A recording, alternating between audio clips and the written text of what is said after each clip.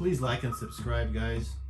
Much appreciated. And this video is brought to you by my friend Milo Klikovic, gentleman I met last summer, and got permission to use his videos, which they're all natural videos. There's nothing digitized and there's nothing added to the video.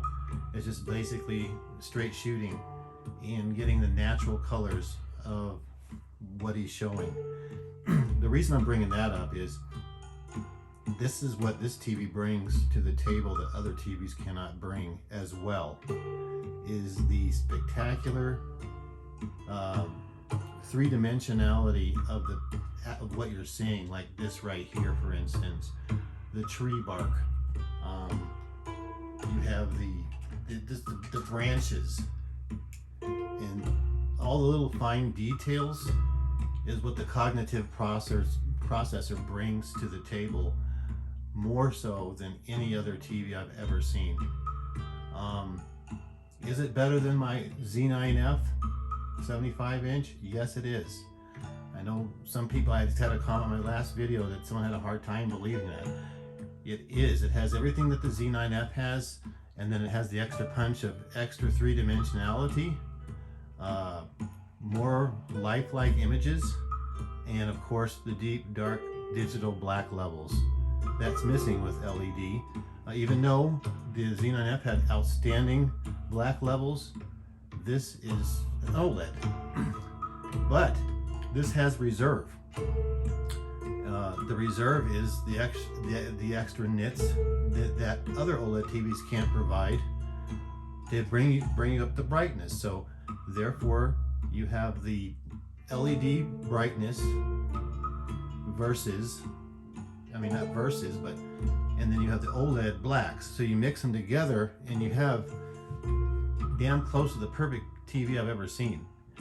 So just remember that the old 900E television that everybody raves about, and there's one individual that raves about it and still does, that I believe was 700 nits or 800 nits.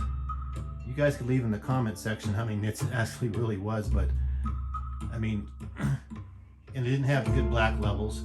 It didn't have the punch of an OLED, especially the newer OLEDs, the new series with the cognitive processor. I'm not trying to dog on anybody's TV, of course. I'm not trying to brag or be, you know, just boasting about it. I'm just telling you the facts on what I'm seeing versus what, you know, you're hearing from other people as well. And I'm just telling you straight like I normally do. I keep it real. And these are the differences that you're going to see.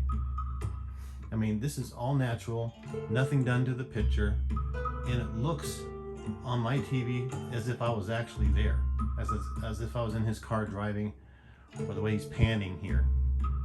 Clouds, nothing's oversaturated. There's a little bit of haze in this scene right here. The brilliance of this elephant right here, the grass, the blades, his skin. If it is a he, if it is a male, it can be a male or female. But man, this is what makes the A90J separate from all the other TVs out there, guys.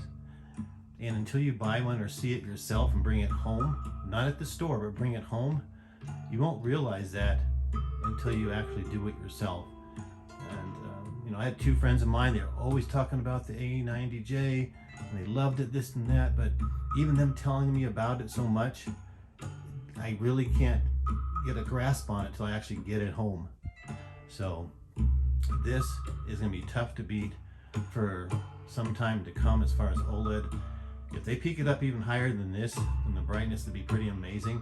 Because I do know there's a limit, there's a threshold limit on how much they could actually push with this thing. But detail is just phenomenal, guys. As you can see, realism is A1. I'd score this TV damn close to 10 out of 10. I haven't been able to pick anything wrong with it. Literally, it's that good. And that said, guys, you have a good one. I'll let this play a little bit longer. Take care.